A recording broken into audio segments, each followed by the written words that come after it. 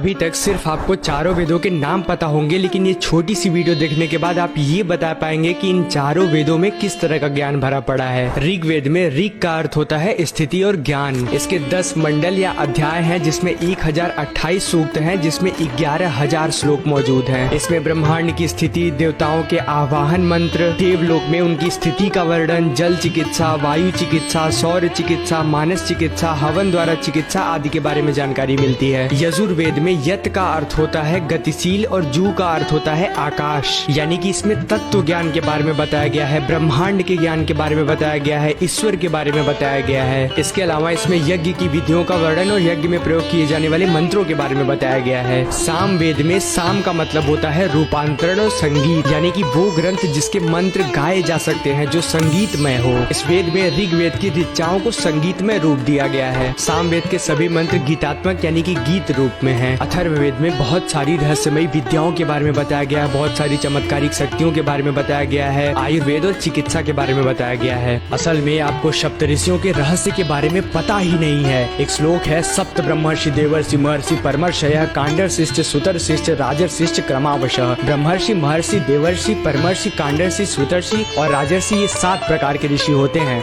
कांडरषि ऐसे ऋषि होते हैं जो वेदों में किसी एक शाखा का गहन अध्ययन करते हैं। सुतर्षि यानी कि ऐसे ऋषि जो श्रुति और स्मृति शास्त्र में पारंगत होते हैं। परमर्षि यानी कि जो अपनी प्रतिभा और ज्ञान के शिखर तक पहुंच जाएं। और राजर्षि वो होते हैं जो मनुष्य राजा होने के साथ साथ कठिन तपस्या करके अथाह ज्ञान अर्जित कर लेता है। महर्षि यानी कि मंत्रों की खोज करने वाले। देवर्षि के 2 भाग होते हैं, पहला देवताओं के ऋषि और दूसरा ऐसे ऋषि जो देवताओं के ही समान पूजनीय हो। ब्रह्मर्षि वो होते हैं जो अपने तप के माध्यम से भगवान को यानी कि ब्रह्म को जान लेते हैं, उनसे मिलने की क्षमता रखते हैं। तो ये तो है ऋषियों के प्रकार, लेकिन हमारे 14 मनवंतर की सृष्टि में हर मनवंतर में अलग अलग ऋषि हुए हैं। जैसे हमारे इस मनवंतर में यानी कि वैदिक काल में ऋषि हुए हैं वशिष्ठ, विश्वामित्र, कश्यप, भारद्वाज, अत्रि, जमदग्नि और गौतम ऋषि। तो आशा है अब आपको सप्तऋषियों के रहस्य के बारे में समझ में आ गया होगा।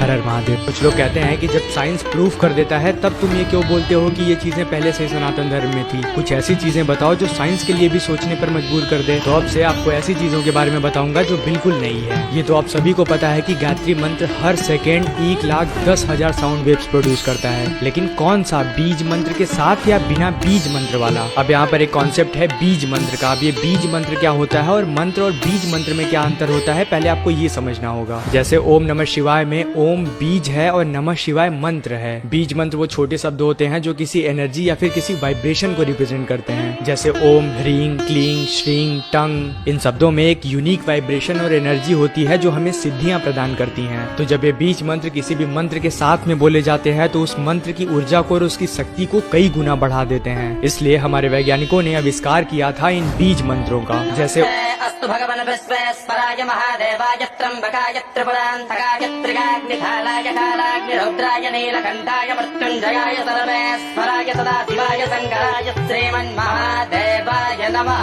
हम ये समझ रहे थे कि पंचांग बनते कैसे हैं, जिसमें हमने ये समझा था कि नक्षत्र क्या होते हैं, और आज हम समझेंगे कि राशियां क्या होती हैं। देखिए, हमने पृथ्वी को केंद्र मानकर उसके चारों तरफ एक गोला खींचा और उसे 12 बराबर भागों में बांट दिया और हर एक भाग को राशि कहा गया। हमने हर एक राशि को एक नाम दे दिया और एक स्वामी दे दिया ताकि हमें उसका प्रभाव पता चल सके। अब और एक्यूरेट कैलकुलेशन के लिए हमने नक्षत्रों को भी शामिल कर लिया, जिसे हमने 27 बराबर भागों में बांटा था और हर एक राशि में लगभग 2 से 3 नक्षत्रों का समूह आता है। अब अगर हमसे कहा गया कि चंद्रमा या फिर बुध या कोई भी ग्रह मकर राशि उत्तराषाढ़ के द्वितीय चरण में है, और इसी तरह हमने सभी ग्रहों का निकाल लिया कि कौन सा ग्रह किस राशि, किस नक्षत्र और कौन से चरण में है, और इससे हमने कंपेयर करके बता दिया कि इतने दिन बाद चंद्रमा का उदय इस समय पर होगा या सूर्य का उदय इस समय पर होगा। और इन्हीं सब ग्रहों की स्थिति को देखकर हमने ये भी बता दिया कि ग्रहण कब लगने वाला है और कितने समय के लिए लगने वाला है। और ये सब चीजें आज की नहीं है बल्कि हजारों साल पहले की है। कभी कभी जब मैं ये सब चीजें पढ़ता हूँ तो मुझे खुद इस बात की हैरानी होती है। हर हर महादेव। देखिए, 3 तरह के कुंभ होते हैं। एक होता है अर्ध कुंभ जो हर 6 महीने में आता है और सिर्फ प्रयागराज और हरिद्वार में मनाया जाता है। एक होता है पूर्ण कुंभ जो हर 12 साल में आता है और चारों जगह पर मनाया जाता है, हरिद्वार, नासिक, प्रयाग और उज्जैन में। एक होता है महाकुंभ जो 144 साल बाद आता है और सिर्फ प्रयागराज में मनाया जाता है। अब आपके मन में भी प्रश्न आया होगा कि कुंभ अलग अलग जगह पर क्यों होते हैं और अलग अलग समय में क्यों होते हैं। तो सबसे पहले हम अर्ध कुंभ की बात करते हैं, जब सूर्य कुंभ राशि में होता है और बृहस्पति सिंह राशि राशि में होता है तब कुंभ हरिद्वार में आयोजित किया जाता है, और जब सूर्य मकर में होता है और बृहस्पति वृषभ में होता है तब कुंभ प्रयागराज में आयोजित किया जाता है, जिसे अर्ध कुंभ कहते हैं। इसी तरह जो पूर्ण कुंभ होता है और महाकुंभ होता है वो सभी ग्रहों की स्थितियों के अनुसार अलग अलग जगह पर और अलग अलग समय पर मनाए जाते हैं। देखिए असल में होता क्या है कि हमारी पृथ्वी सूर्य का चक्कर लगा रही है और साथ ही साथ अपने अक्ष पर भी घूम रही है, तो जो हमारे देश हैं वो अलग अलग स्थिति में अलग अलग तारों के सापेक्ष में आते हैं। तो जब ये तारे और नक्षत्र अपनी एक सीध में आते हैं और हमारी पृथ्वी के घूर्णन के समय जिस भी भारत के स्थान पर वो एनर्जी फ्लो होती है वहां पर कुंभ आयोजित किया जाता है। इसीलिए अलग अलग नक्षत्रों के अनुसार कुंभ अलग अलग जगह पर मनाया जाता है।